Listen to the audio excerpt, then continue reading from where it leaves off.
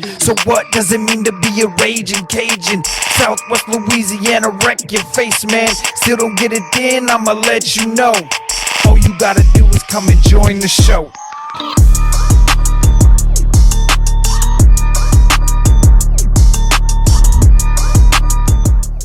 What's up, you guys? Welcome to the highest tier pod of your weekly unfiltered wrestling and entertainment, the World Elite Podcast, part of Drive It to the Top Productions, where the road don't stop. And we are free and available wherever you get your podcasts. We are on YouTube and Twitch as well. I am Marcus, at Marcus Elite 337 on Twitter, and that is Dylan. What is up, man? Where can we find you? Well, besides in Jordan's bedroom right at the moment, but... I'm doing good, man. You can find me on Twitter at DylanAbear_, and I'm doing fantastic. As you could tell by the person on your screen, I'm extremely excited for this one. It's a few months in the making, but we finally made it happen, and I've just been very excited for this one all day. Just real quick, are you sitting in a recliner or a love seat? I've always wanted to know what does Jordan sit on when he goes live? That's a massive chair. Dude, whatever it is, it's a nice fucking chair, dude. I gotta say, it's very comfortable. It's nice. Okay. All right, all bullshit aside, we've been waiting for this for the last few months, but we finally got him on. This guy is a legend, and the first time ever we got a referee on this show. We've had writers, we've had wrestlers, we've had promoters, other podcasters, but first time ever we got a referee. He's been a WWE official for the last 30 plus years. Ladies and gentlemen, it's Mike Chioda. Welcome to the show, man. Thank you for joining us. All right, Marcus. How you doing, Dylan? And World Elite Podcast, man. Listeners, thanks for having me on the show. Appreciate it. Sorry it took a little while, but we're going to get this done and have a kick-ass show. So where do you want to start? Where do you want to do? What do you want to talk about? First, I got to acknowledge you're one of the original OG referees. When I'm talking that OG group, thinking Mike Chioda, Earl Hebner, Tim White, Jack Dome, Jim Corderas, right. Even Theodore Long.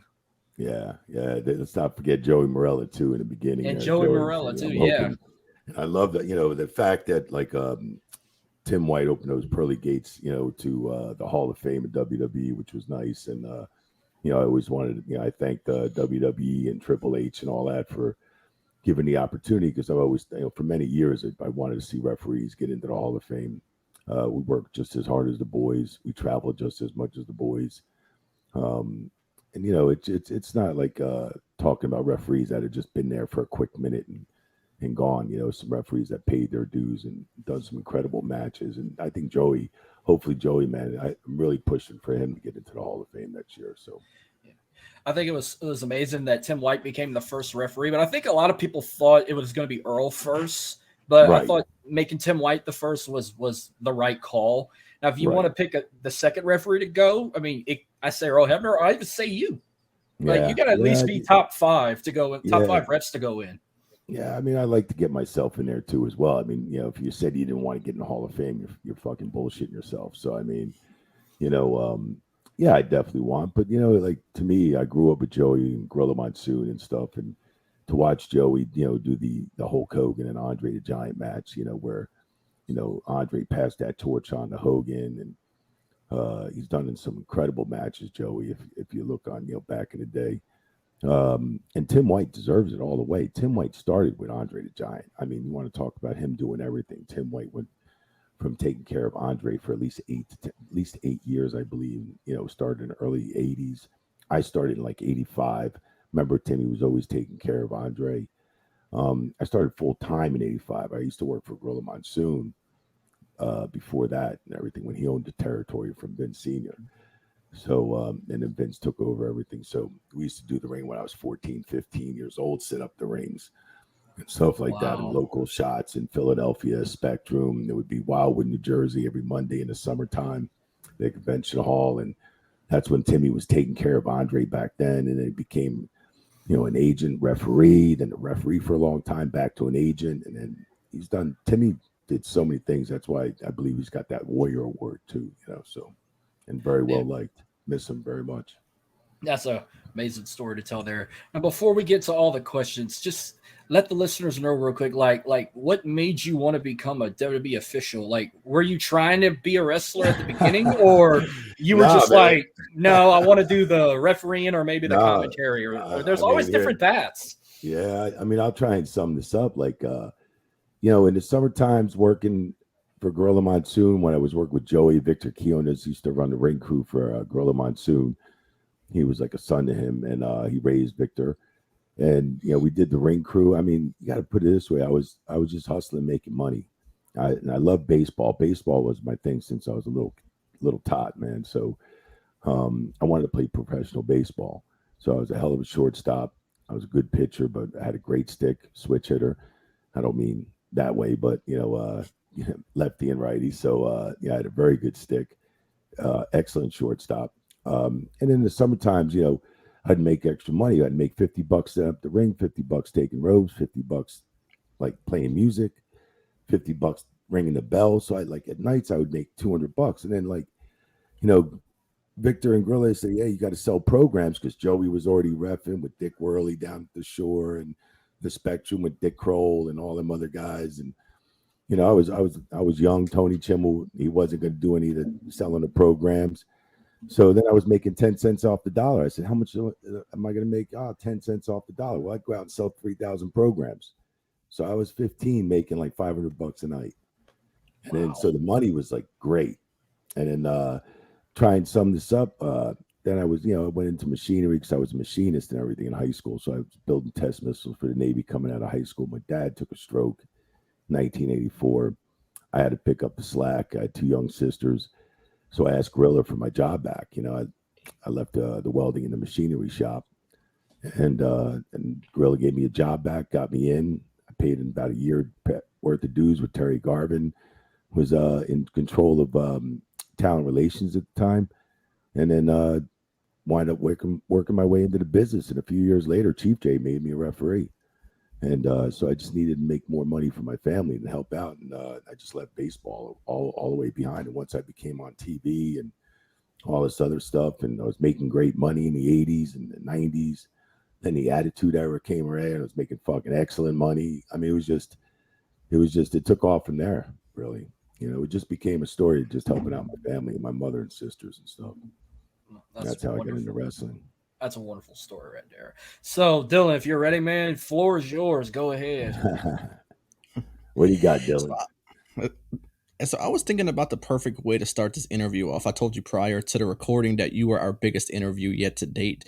And so I figured the perfect way to start is talking about WrestleMania. Not this year's just yet. I'll get to that in a few minutes. Gotcha. But I want to talk all-time WrestleMania. You had the honors of being the official for so many fantastic WrestleMania matches. Right. So I got to ask, from your opinion, what is your favorite WrestleMania match that you ever had the honors of being the official for? Well, if you break it down into like certain, like let's put it this way: through the Rock and Hogan match in 2002, that was the most phenomenal match I've heard. The crowd was just so it was just something I've never felt. I mean, I marked out in the beginning, just on the entrances. Then the face off, I marked out again, and marked out like quite a few times in that match. It was just you couldn't even hear yourself think. So in that aspect, it was icon against icon. And here, when Hogan was passing the torch to The Rock, and then he passed the torch to The Rock, and Rock took it to fucking Hollywood a couple of years ago and left us hanging. But, if you break it down to technical matches and, where you did certain other matches in my career, it's just different. Stone Cold Steve Austin and Shawn Michaels was definitely just, that was a title match. Rock and Hogan wasn't even a title match, So, I mean, it was just like for the reaction of 68,000 people. And that's what that shirt's from, signed by Rock and Hogan. And I got a lot of stuff from Toronto Sky Dome and all that stuff. I'd have to say that's one of my top matches. I'm not taking away from anything with Undertaker and Stone Cold Steve Austin and everything. And so many, and Shawn Michaels, the pops they used to get night after night. But that individual match with just a shove off, a shoulder tackle, a Hulk up, and a couple things, just old school things, it just it was a lot coming up to that match was they expected this match not to fuck up, and they expected a lot from this match, and they executed this match the way they wanted. They had the people right in their hands, and of course, Toronto, Canada's such great wrestling fans. They didn't forget Hogan, they didn't forget him from all the years.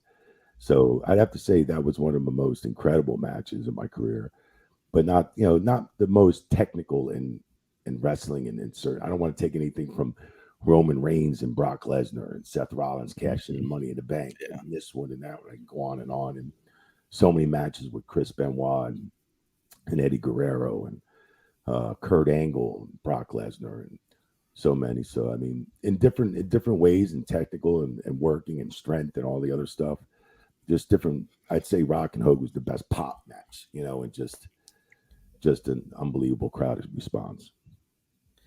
So fast forwarding to this year's WrestleMania, obviously the big topic that people are still talking about to this day is Right. Roman Reigns, Cody Rhodes, the main event night 2 of WrestleMania. So I want to get your perspective from it. Do you think that it was the right move having the retained by Roman Reigns, or I should you I I should Cody totally Rhodes have finished the story? I called it on my podcast. I record my podcast Thursday at Ad Free Shows, Money Mailbag, and with Paul Bromwell. We recorded Thursday before that WrestleMania weekend, and it aired out Monday. And I said they're going to give it to Roman Reigns. There's no way. I knew what Hunter was probably thinking, and Vince, Michael Hayes, and so on down there. They're probably thinking like Cody been out for like quite a bit of time. He came to the WWE, accomplished so much, and he did. He went to AEW, and he stirred the pot up for a wrestler. I mean, if it wasn't for Cody Rhodes opening that door with Tony Khan for AEW, do you know how many wrestlers would be out of a job right now in another elite business? Like they couldn't fit them all in WWE. He opened the door, and what he accomplished was tremendous over at AEW. Then he came back to WWE, got hurt not too long. He didn't have time to go through that roster yet, and I was thinking Hunter's going to make him go through that roster, man, and beat Roman Reigns has ran through that whole roster, and I didn't think in such a short period of time that Cody came back, he was just going to run through Roman Reigns and the whole roster. I just feel like you're gonna make Cody pay his dues and wait one more year. If Roman's still a champ, Roman may not even be the champ by WrestleMania next year. So yeah, I predicted Roman Reigns up, and especially when you've seen the Usos go down on Saturday night on a tag team. As soon as they went down, I didn't think the whole bloodline was definitely not going to go down. If the Usos would have went over, I could have said, maybe Roman is doing a job for Cody. But definitely when the Usos didn't go over, I figured, yeah, Roman's going to take it because he's going to keep that bloodline alive, and well deserved So from Roman. Well yeah, deserved. yeah. So unfortunately, in 2020, you were on the long list of the releases Right. from WWE, and it absolutely sucked to see your name on it. Because you were with the company for so long. 3 Yeah, you're decades telling with the me. company. Uh, So if you're allowed to really even say this, mm, who was the one that actually informed you, and how did the conversation go? Mark Carano informed me. I kind of knew the call wasn't going to go well because I was heard that there was like a lot of pay cuts going on. And I said, shit. I thought it was a pay cut, and because I was kind of making the most in my department, just being a referee. But like to me, did I care? I wasn't making a wrestler's money, but I was still making fabulous money. But Mhm. I was there 35 years at the time. I felt like I earned that kind of money. So, and I used to make more money in the late 90s than what I was making, when I got released. I used to make more money in the late 90s and early 2000s, a lot more money, but I was doing a lot more crew and refereeing and everything, getting everything paid for. And the Attitude Era was booming so much, man. We were getting paid by the houses. So it was, it was a percentage of the gate. So, when I got the call from Mark Carano, and he said, Mike, I got to let you go. And he goes, I'm losing my whole department here. And I'm like, what? Are you fucking kidding me? I said, during a fucking pandemic? I said, what? Is this a fucking, are you ribbing me? And he's like, Mike, I wish I was. So, but getting a call from Mark, I knew him for many years, because he, worked as whatever, talent relations. But getting a call from him kind of fucking hurt because, you didn't get a call from Vince or like or and I know Johnny Laurinaitis was probably still running things at the time because Mark Carrano was always there, but I don't think he was ever running things fully. It was always Johnny was overlooking everything. Or didn't hear from Stephanie, or I heard from Shane a couple days later. So Yeah. yeah, it was a shocking. It was shocking. And Tony Chimmel was in the same boat. He was there 38 years, and it was just like, what Right. the fuck? But yeah, they've done that before. So it was a great run. I mean, I can't complain. Fabulous run. Wonderful things. Traveled 50, 60 different countries, all over the United States, all over Canada. I'm not going to bitch about the run I had, but is there somewhere else where I can go in that business, or somewhere else I could do if I'm not refereeing no more? Of course, there probably is, but we'll see.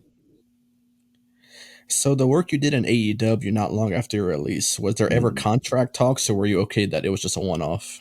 No, it's supposed to be just like a one-off, like couple here, couple there, maybe, or something like that. Come back and I said, yeah, that's fine. That's cool. That's no problem at all. So they're not really hiring referees. They hired one referee in the last, I think, year or two, and that was it. So, but that's under different circumstances, I think. So it was just they weren't hiring referees, and you see them hiring talent after talent after talent. You're like, holy shit!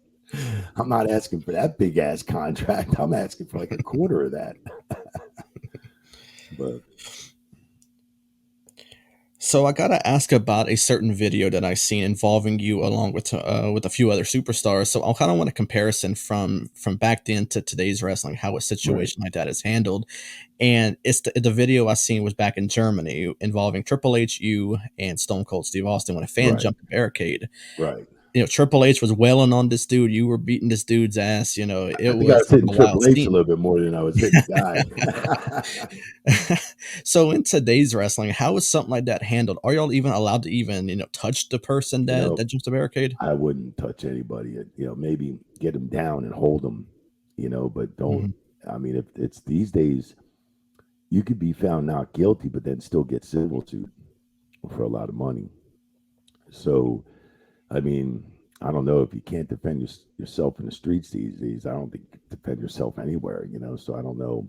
It's just I think there's a lot more, lawyers and just a lot more stuff. And if you're on video, so if you're throwing blows and you hit this guy and he gets knocked out or hits his head on something and dies or gets or has to go to hospital, get surgery, you're going to be in major trouble. So it's better to contain the situation, hold him down, no force, just try to get him down. I mean, force to hold him down, but I mean, no abusive force. But back in them Yeah, days, yeah. when they came into the ring or came into that square, then and we'd make announcements. You'd be prosecuted to the fullest extent of the Hmm. law. You do this, but these days, you'd be in a lot more trouble. That's for sure. Yeah, because I remember the most recent video I seen of a fan jumping is whenever a fan attacked Seth Rollins at Monday Night Raw. Right, right. And the thing is, so many people said that he struggled. The guy was getting a one up on him. But I'm thinking to myself, maybe Seth can't touch the guy. That's why he's not No, really fighting back yeah, with him. and it was smart because he didn't look like he wanted to fight back. Because they were rolling down that ramp or something. He took a spill down the ramp or whatever, and then I remember Danny Danilo getting right in there, and another referee or two, and then an agent. Yeah, so I mean, and I don't blame him because if you hit somebody, like I said, you could be not guilty, but then if you hurt him, break his nose, you can get sued for 50 or 100 grand or whatever, probably. Right, And then you know what? They wind up settling out of court because it's going to be too much in attorney fees right, right. for the wrestler. So something I want to ask you about. I was in attendance for this for SmackDown after WrestleMania 34 when Carmella cashed in. So Yeah, was it in the script to take as long as you did to yeah, accept it? yeah. It It was, was. it was, it was the only thing I was gonna shorten that thing up because man, when she screams and screeches, boy, that goes right through your ears. It sure does. But yeah, that was scripted and everything. We had a blast with it, man. We got a hell of a reaction out of it, so it was awesome. And You she's a did. great gal. I love Carmella, man. She's awesome.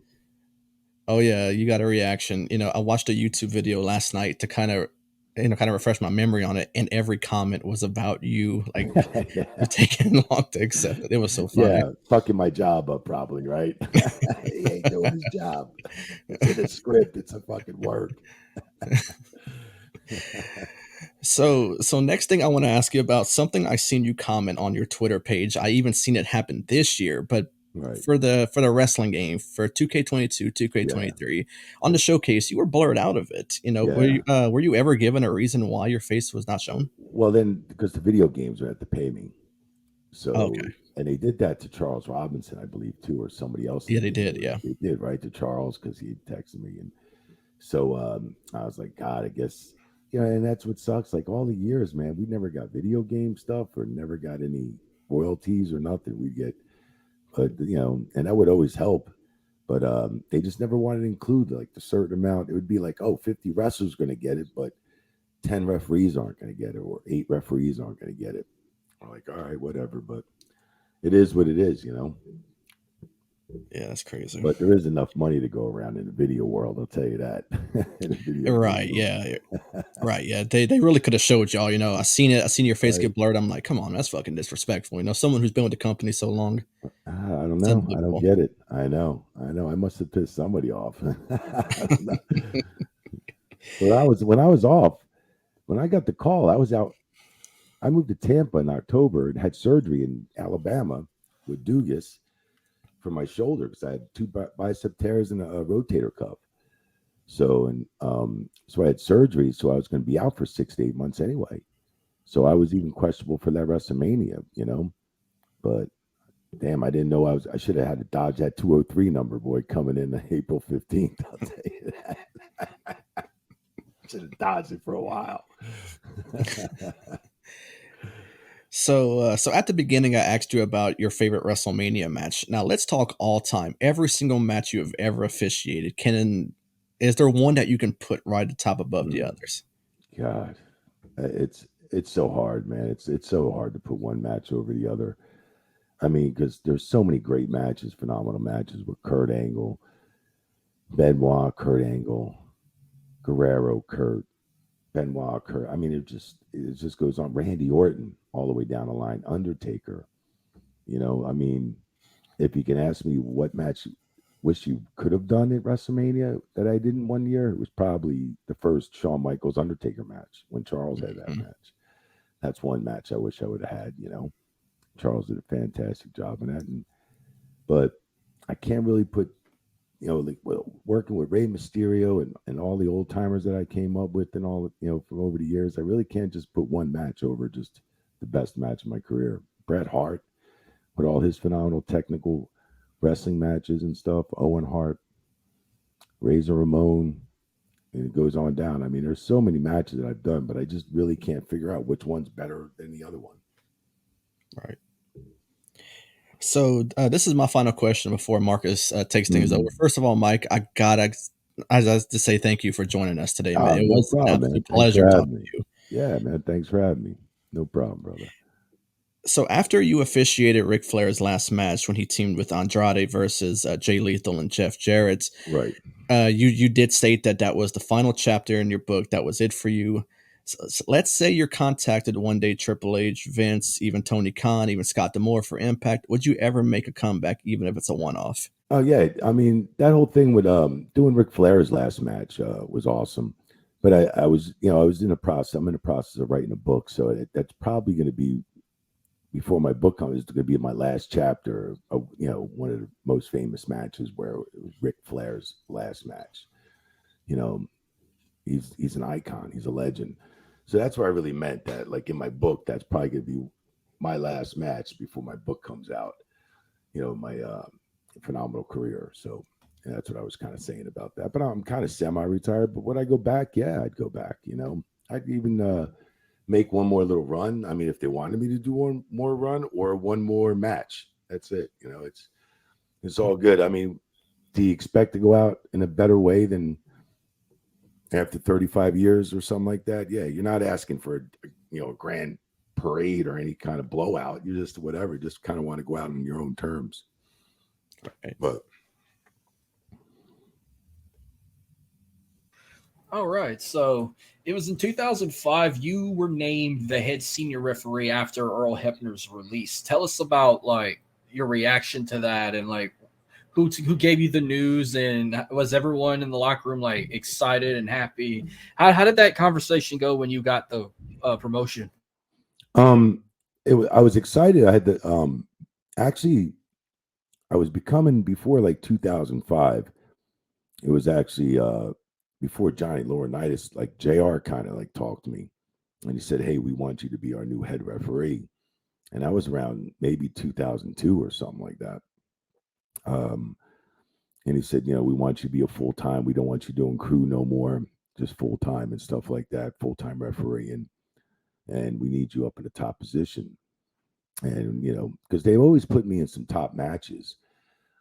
Unfortunately, like Earl used to have a lot of top matches, but there's back in them days, there was so much talent, so many matches that were incredible. The IC titles meant something. Uh, if Taker was working somebody, he never worked for the title hardly at all, Taker. So I mean, he didn't need the title. He was over so much. But it went great. I mean, JR was like kind of put me over. Like I don't think the talent really it wasn't a big congratulations because it was coming. It was coming because I made my debut on TV in '89. So, at that point I was already, in the '90s and 2000s, I was doing some incredible matches already at that time before 2005. So it was kind of more like getting pushed into that when Earl left. Yeah, I took that spot. But I kind of felt bad for Earl, because I didn't like to see the way Earl went out and David Hebner, the way they went out and stuff. So that kind of sucked. And so I mean, it was just like, what I felt better if Earl maybe a little bit better, like, just okay, this is my last run, this is my last boom, and I'm out. Mike Chioda, you're taking over. Cool. But I felt like, wow, I felt bad. I'm in his spot because he got chick canned, But and after all the years that him and David put in to the business and the company, but whatever went down with him and the company, that was out of my control. Yeah. So I only remember 5 of these of this next question, but how many WrestleMania main events have you called? Because I definitely remember 5 of them. Well, I remember.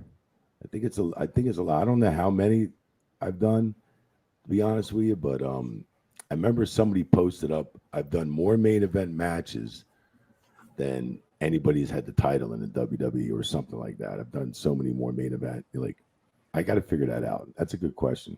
Yeah, because Yeah. I definitely remember you called Stone Cold and Shawn at 14 in the main event. You Right. also did like 21 with Triple H and Batista because you were the head Raw referee when they had the brand extension. You did John Cena, Triple H for 22. You did Shawn and Cena for 23. Right. And you also did Rock and Cena for 28. That's correct. Yep. And So then definitely we did Brock Lesnar, Kurt Angle in Seattle. Okay, yeah. See, I don't know why I thought that was maybe like Nick Patrick or Brian Hebner at the time. No, In 03. Yeah, where Brock almost broke his neck. Kurt was already man, banged that up, had a was broken neck going into that match. That was incredible. yeah. I know I've done quite a few. I mean, and like, to be honest with you, Rock and Hogan, they were always like, they were bitching that day, like that should be the main event match. Rock and Hogan should have been the main event match. I remember Jericho running around all day saying, "We should not be following this match. We should not." I be remember. following I this remembered match." him saying that. Yeah. So, and there's a lot of matches I've done that probably were the best matches of WrestleMania that night, but just wasn't the main event. Yeah. But Before that's I say a good question. I don't know how many. Before I say the next one, you were mentioning Paul Bromwell. I love him when he does the Kurt Angle show. Right. I think he does a great job with Kurt on that podcast. He's probably like another Conrad Thompson. He does like 10,000 shows. He does your show. He does Kurt's show. Right. He does a fantastic job. I mean, when they called me 2.5, 3 years ago, say, "Hey, we want you to do podcasts." I'm like, "Podcasts?" I'm like, "What?" So if it wasn't for Conrad and Paul Bromwell, Paul really coached me through that whole thing, man. Was there any like certain WWE superstars that were like the most comfortable to work with, to have you call their matches? Like, were there like maybe like a Triple H or a Rock go to the producers and say, "Hey, can Mike Chioda ref my match?" Like, Yeah, were you always requested, or did they just put you here and there? Like, they like put me there. Yeah, I mean, I was requested, a lot of times requested, and a lot of times they'll have these production meetings and they'll say, okay, who are we going to have do this match? And they come out of the production meeting and say, oh, Chioda, you're doing the main event, or you're doing this match. Was there like anyone that was like the most comfortable with you, like that was like Triple H or The Rock, or maybe somebody else that always wanted you every time? Like you always see like Aubrey Edwards call Jericho's matches in AEW because Jericho's the most comfortable to work with her. And like, was there anybody like that with you? Yeah, it was Rock several years. I mean, it was Razor, it was Shawn Michaels years ago. Shawn Michaels he even like, I remember he came in with Marty Jannetty when I was already in the WWF at the time, and Shawn just popped out as a singles guy after they split, and Shawn he taught me a lot about refereeing when I was younger, and we just worked together great. I mean, there's Bret Hart. I mean, there's tons of talent that ask for you, and there's tons of talent, tons of agents that say, okay, I want him doing this match. I want Chioda doing this match, or I want this one doing this match. So it comes from talent, agents, Michael Hayes. Like, when they go to these production meetings, Hunter and Vince and Michael Hayes and Paulie and all these guys, they pick out their referee right from the start. They get the match to get the match. Okay, these two are wrestling. Who are we going to have referee? Then they get that, they get that squared away.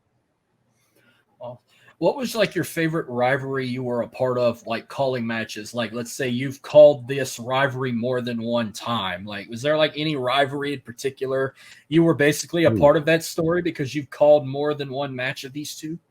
Man, I'd probably have to say Kurt Angle and Brock Lesnar, man. I mean, they went at it for a long period of time. And you got to remember when, when I did the Rock and Stone Cold Steve Austin match at WrestleMania, I only did the first 10 minutes because I got knocked out with a chair. They didn't touch each other for like a year. That match was so built up nice. But the Brock Lesnar feud and Kurt Angle, man, they went at it for a good while, man. I remember that. And I did so many of them matches, and then Brian Hebner did a few of them matches too as well. But I felt like I was doing that whole angle because when I look back at these things with Kurt and Brock, and they tell stories about all the matches and the feuds they had, I'm in like every different match. I'm like, holy shit. I'm like, I forgot about that match. But, you were a part of some of like funny segments when it comes to like matches or false finishes. Like one I remembered watching the other day, and it made me laugh hysterically. You called John Cena versus The Miz at Over the Limit in 2011, the I Quit match, and Miz tried to get away easily, and he had a cell phone. It looked like a BlackBerry, and it just like it was either like in Alex Riley's hand or it was in his hand, and you like found it on the canvas, and you picked it up, and it was just your reaction. You looked at Miz like, "What the fuck is this?" And it's like, "It's not my phone," and all, and like, and you like played it, and it was like sound play of the Cena saying "I quit" from like years ago in a promo. Right. Like, I'm gonna make you say and like they just cropped it out and they made it look like he said it. And it was your reaction in the Miz of Alex Riley, like just throwing hands, like, "Are you fucking serious?" Oh, tell us about that. Like, was that like one of your funniest segments ever, or you've had something funnier than that? I mean, yeah, that was one of the funniest segments in my career. I mean, that's when like you had fun with wrestling. You had storylines, you had this, you were able to have a little bit of fun. They took that away a little and just wanted to become everything so strict, and facials and so forth are very important, whether you're a referee or a wrestler in the ring, to get the storyline over or to get what's going on in the ring to tell a story. I mean, it was like, I remember like the most like the Office ever popped at Michael Hayes is when Big Show and Brock Lesnar broke the ring, and the ring just crumbled. They wanted my facials and me to take the right bump and just to make it look real and just be on my ass and go like, look around and go, what the fuck? I mean, they pop more on that reaction than me working a 30-40 minute match, like a title match. They pop more on just facials and stuff like that. So in the back, because it got over so well. But funny matches like I mean, God, I remember Gobbledygooker when he came out. It was so stupid. It was fucking just funny. It was just funny, stupid. But there was so many things like I'd have to say, God bless the Bushwhacker that just passed, Luke and stuff. Butch and Luke, man, they entertained everybody when they came in that ring. You want to talk about guys that used to make you laugh from the start to the finish? Was those two characters? They were the best in the ring. Yeah. So, what was like the worst bump or injury you've ever taken in a match? Because there are times you might accidentally get speared or hit with a chair or Right. shoulder tackled or run into the post.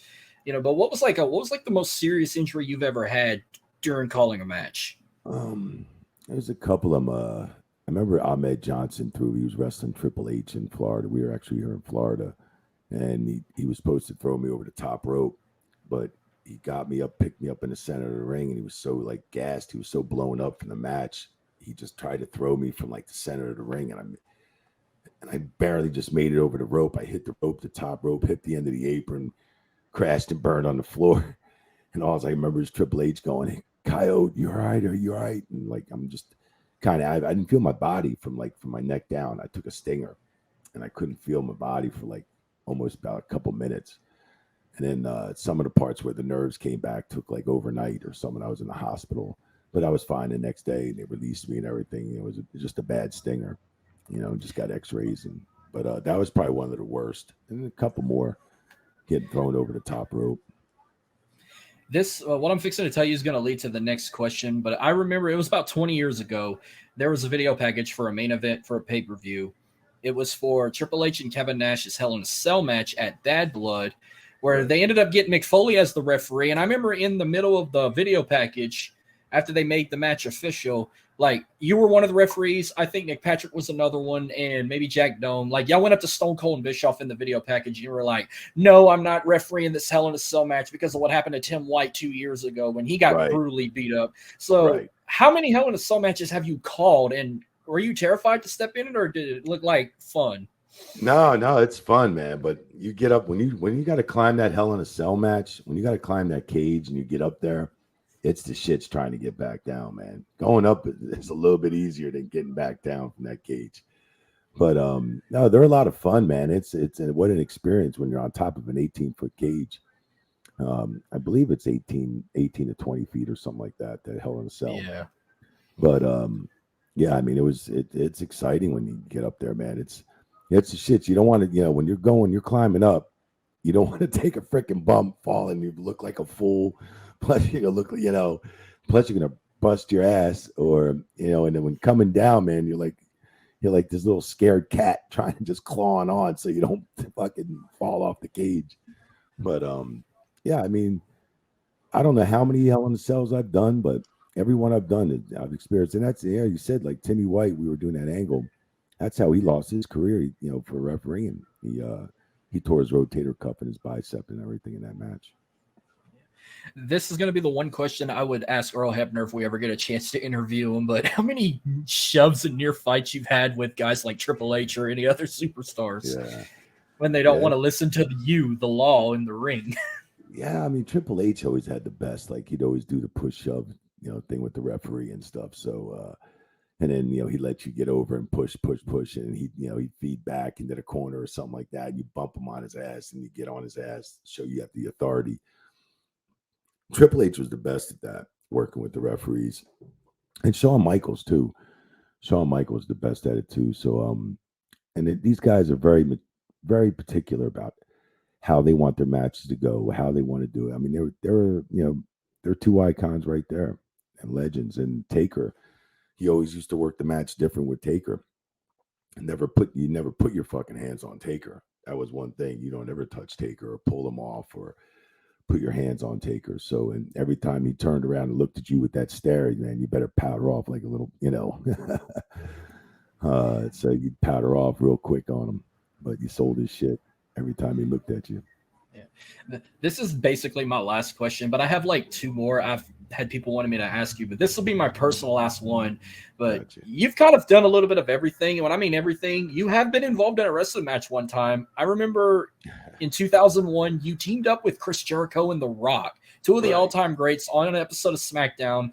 This Yep. had to been around like September, October of 2001, because this was during the Invasion angle, and Rock was WCW champion at the time. Y'all took on Nick Patrick and the Dudley Boys, and you got involved. I remember you speared Nick Patrick out of his shoes, and you got to deliver a people's elbow after he was hit with a rock bottom and a lion's salt. And Right. JR and Paul Heyman on commentary just made it so good. But Yeah. tell us about working that rest. I'm sure you may have had another match or two, but I'll always remember that 6-man tag.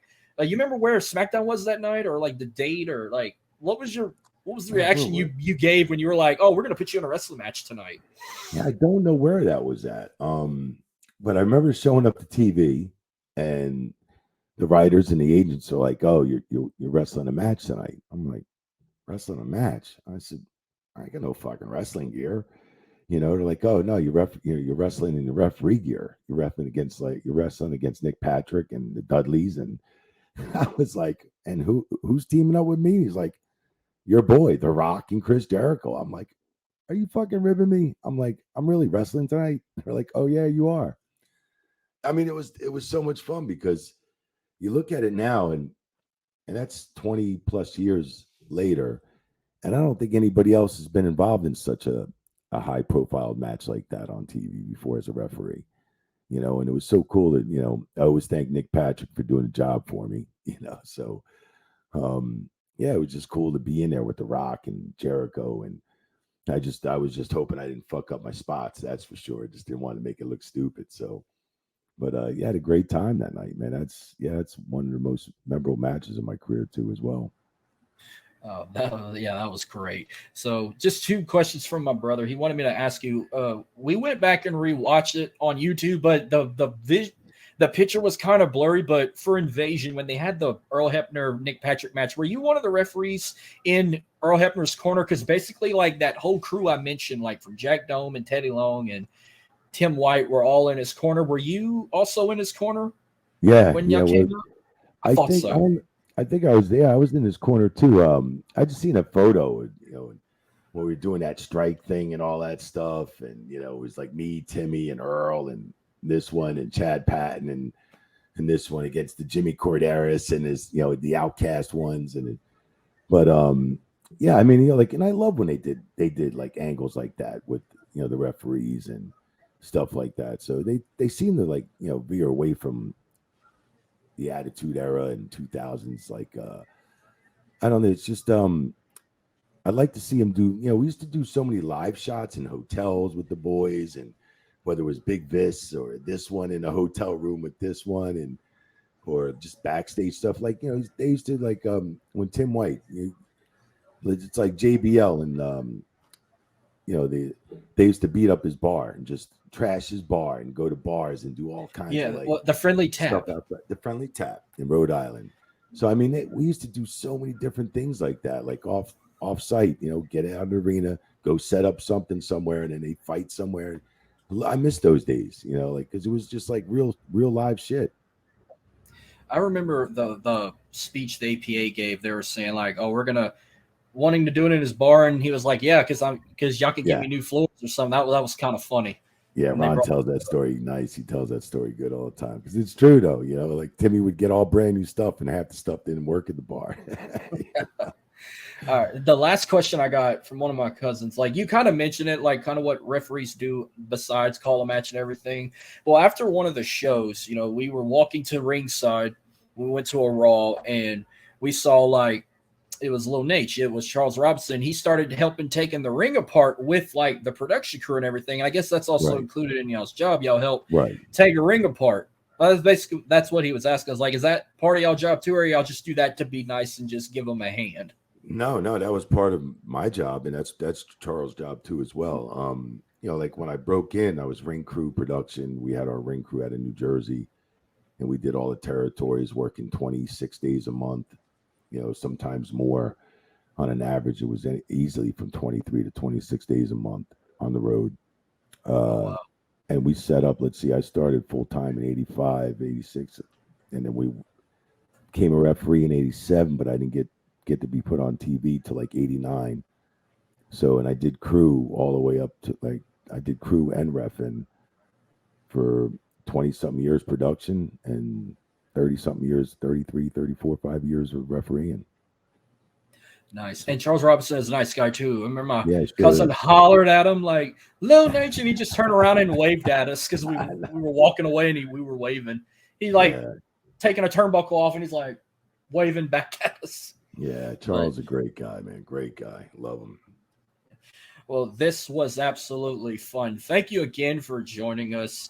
We wish you nothing but the very best. But before we go, let the listeners know where they can find you on social media and your podcasts.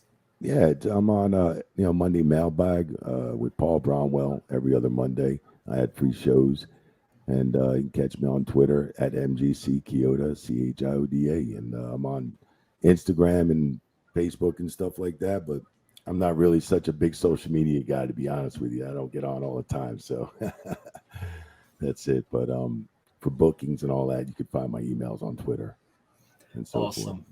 Well, you can find the podcast on Twitter at World Elite Pod. You can subscribe to us on YouTube, Facebook, and we're also on Instagram.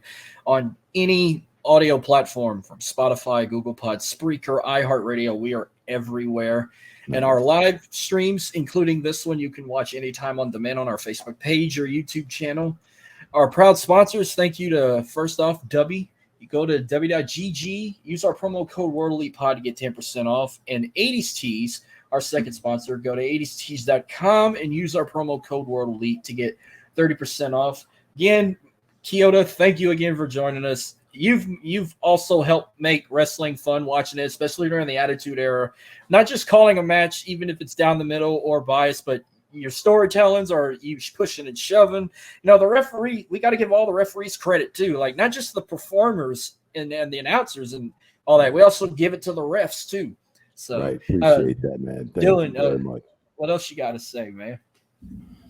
Oh man, just like I said at the beginning and at the end of my interview, man. Thank you once again, man. You have really done wonders for this show. You're easily our biggest interview yet to date, and just hopefully this opens the door for more things to come to the show. Yeah, I hope so, man. Thanks for having me on, man. Appreciate it. Thank you for the kind words, Marcus, Dylan. Appreciate You're welcome. that. And thanks for all your support over my career and stuff, man. Appreciate that. Thank you. And we wish you nothing but the best. Hopefully you do decide to come back. We'll definitely be watching and definitely have to check that book out whenever it drops. But to all our listeners, thank you for tuning in, to watching and listening. This is the Worldly Podcast. We will see you guys next week. All right, guys. Thank you very much. There's nothing to fear along the way. There's nothing I could say. Nothing I could say.